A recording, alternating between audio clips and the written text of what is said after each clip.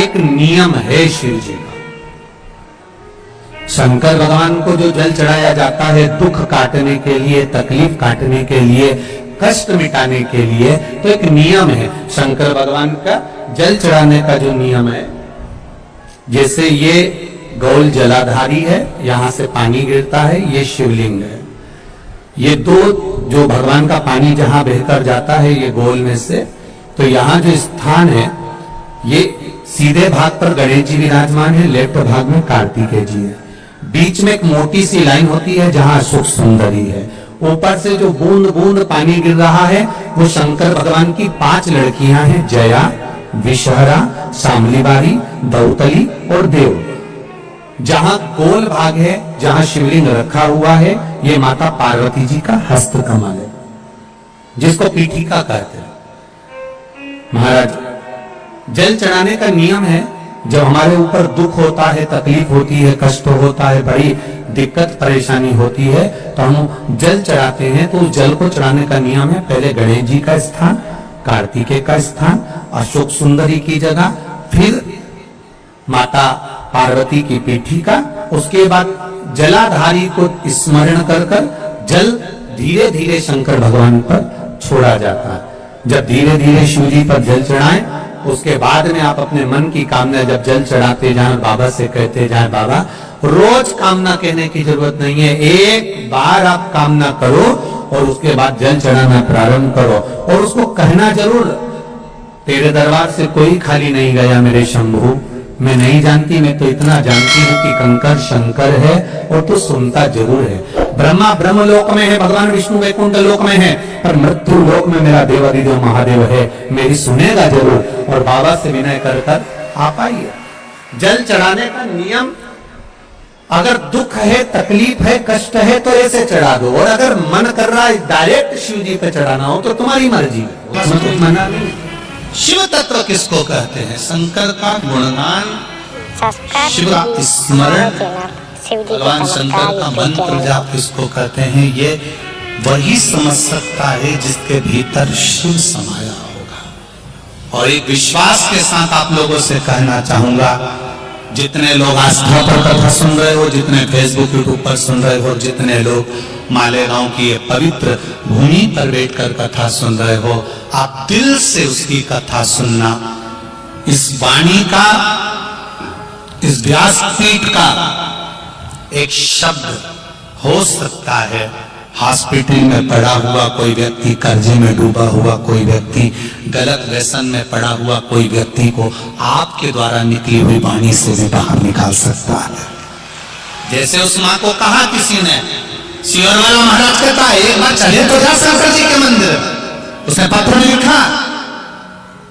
जब वो सियोर वाला महाराज कहता है, चिल्ला चिल्ला कर कहता है, एक लोटा जल सारी समस्या का हल, तो जा। 7 साल में उस बच्चे की वाणी वापिस आ सकती है जो वाणी नहीं थी। जब वो वाणी मेरा महादेव दे सकता है, वो देखो उस माँ के चेहरे की खुशी, उस माँ के चेहरे की रौनकता, जिसका बेटा 7 साल बाद बोला हो, उसका आनंद देखिए कि कितना होगा, कितना आनंद होगा।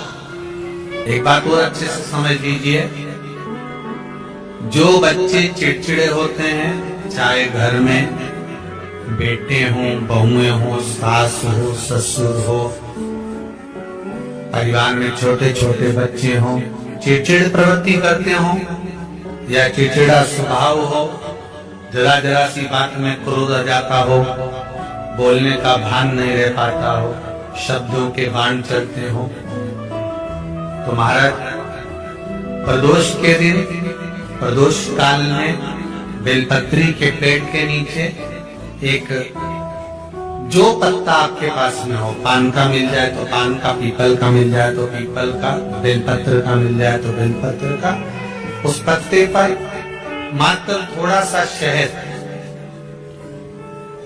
और 7 दाने चावल के रखकर घी का दिया लगा दो महाराज, और थोड़ा सा जल हाथ की अंजलि में लेकर भगवान देवादिदेव महादेव का स्मरण कर कर कि इस बेलपत्री के वृक्ष के नीचे माता लक्ष्मी पार्वती सरस्वती विराजमान है। इसी बेलपत्री के पेड़ के नीचे मेरे देवाधिदेव महादेव का 12 ज्योतिर्लिंग का स्वरूप प्रकट है। उनका स्मरण कर कर जल चढ़ा दीजिए और उसका स्मरण कर लो जो चिड़चिड़ प्रवृत्ति करता, क्रोध करता, जिसको बोलने का भान नहीं होता हो, सम्मान नहीं देता हो, अपशब्द कहते, उनका स्मरण कर कर आप छोड़ेंगे। एकदम एक प्रदोष करेंगे, दूसरे प्रदोष तक तो आपको कोई दिक्कत ही नहीं। 2-3 प्रदोष कर कर देखिए, बाबा कृपा सब्सक्राइब कीजिए। 3 जगह पर अगर कोई बीमारी ऐसी हो गई कि वो समाप्त नहीं हो रही, बड़ी बड़ी तकलीफ, मतलब एक बार दवाई अगर चालू हो गई तो दवाई बंद ही नहीं हो रही है, तो उसके लिए आपको 3 जगह पर जल चढ़ाना प्रारंभ कर दो। मात्र एक हफ्ते से ज्यादा चढ़ाना भी नहीं पड़ेगा। जैसे एक हफ्ते आप टेबलेट लेते हो, गोली लेते हो, एक हफ्ते चढ़ाना प्रारंभ कर दो। सबसे पहले बेलपत्री के पेड़ के नीचे क्या करना है, जल का पात्र लेना है, उसमें 2 दाने चावल के डालना, 2 दाने अक्षत के डालिए। पहले बेलपत्री के पेड़ के नीचे जाओ, वहां जल चढ़ाओ, फिर जाइए पीपल के वृक्ष के नीचे, वहां जल चढ़ाइए।